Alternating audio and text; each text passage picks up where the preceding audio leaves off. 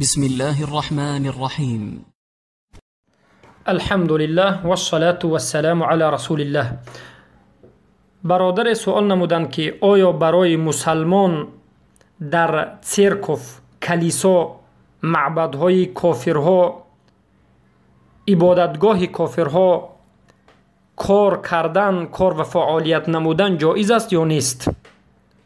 سبحان الله، امروز به مسلمان ها یک روز فرا رسیده است، یک حالت ضعفی، یک حالت شکست فرا رسیده است که مسلمان ها برای یک بردنان خود حتی در قرارگاه های شرک، در معبد های شرکی کار فعالیت کردن هم میپرسند و سوال میکنند.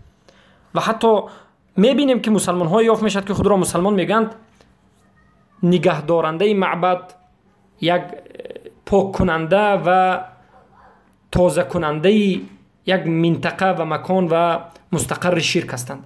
العیاذ بالله. البته این ممکن نیست.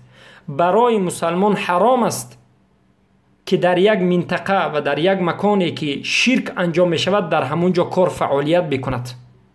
و همین هم از باب الکفر بالطاغوت است. کسی که کفر بر طاغوت ورزیده است باید از منطقه شرک دور بشود. اگر تواند اول نابود بکند به دستش، اگر نتواند باید نابود شود، یعنی خودش از اینجا بیرون شود. سبحان الله. الله سبحانه و تعالی به ما امر کرد که و من یکفر بالطاغوت. البته هر کسی که به طاغوت کفر ورزد. ما در این مسئله سخنهای علما را چندین مراتب ذکر نمودیم که علما میگند به طاغوت کفر ورزیدن یعنی ترک کردن همان مکانی که طاغوت پرستیده می شود. پس این معبدها، کلیساها، این سرکف‌هایی که امروز کافرها، خواه یهود باشد، خواه خریستیان، یا که خواه مجوس و خواه رافضه، یا خواه صوفی و خواه بودیست، کسی نباشد یک معبد خاصی را کرده است و مردم غیر الله را می پرستند، در اونجا نباید کار و فعالیت بکند.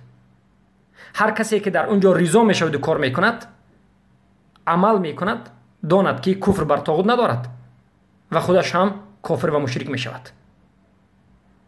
پس بارک الله فیکم، نصیحت ما به برادران، به همان کسانی که خود را مسلمان می گویند این است که به خاطر یک برده نان، به خاطر یک لقمه نانی که الله سبحانه و تعالی خودش وعده داده است که رزق شما را به شما می دهد، خود را به کفر نه اندازید، به شرک نه اندازید.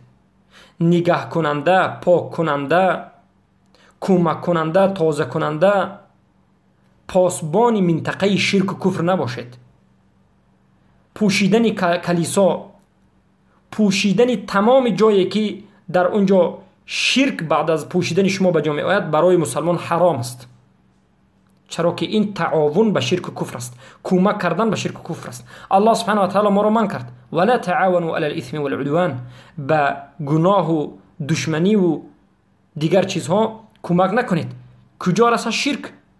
به شرک نباید کمک بکنید و کفر ورزید. پس پوشیدنش، بنا کردنش، نگهبانی کردنش و غیره و غیره و هر عملی که به همون بناهایی که در درون شرک انجام می شود عمل وجود دارد، به همون عمل رفته عمل کردن و کار کردن، این کفر است و این جایز نیست. پس هر کسی که در سرکف کار می کند توبه کند و به سوی الله سبحانه و تعالی باز آید و کفر بر طاغوت را انجام بدهد. هر کسی که در سرکف کار می کند، شرک را می بیند، در همین جا می گردد، از ملت ابراهیم علیه السلام بیرون شده است. الله سبحانه و تعالی گفت ای مسلمان ها، به تحقیق ابراهیم و اون کسانی که با همراهی ابراهیم ایمان آوردند به شما یک نمونه و الگوی نیکو هستند. در سوره تحریم آیه 4 فی ابراهیم والذین معه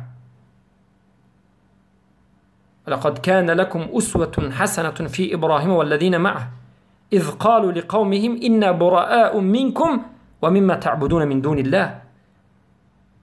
به تحقیق برای شما ای مسلمان ها یک الگوی نیکو و یک نمونه خوبی هست. ابراهیم علیه السلام و اون کسانی که با همراهی ابراهیم ایمان آورده بودند، چرا که اونها به قومشان گفتند، زمانی که گفتند که ما از شما ای مشرک ها بیزاریم و از آن چیزی که شرک انجام میدید، از شرکتون هم و آن چیزی که بجز الله میپرستید ما بیزاریم و بین ما و شما دشمنی تا روزی توبه کردن و قبول کردن حقتون باقی خواهد ماند.